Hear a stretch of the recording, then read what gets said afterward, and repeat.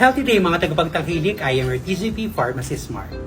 Ang generic version ng gamot ay maaari lamang gawin at i-manufacture kapag ang patent protection na nag-imbento, may-ari or innovator ay expired or lapsed na.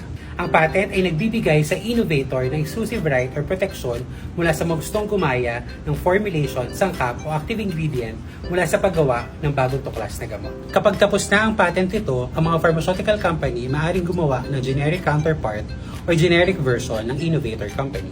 Upang masiguro ang kalidad ng generic medicine, nire-require ng Food and Drug Administration or FDA ang mga generic medicine ay bioequivalent. Ibig sabihin, dapat naglalaman ito ng parehong active ingredient, dosage format strength at paraan ng pag-inom.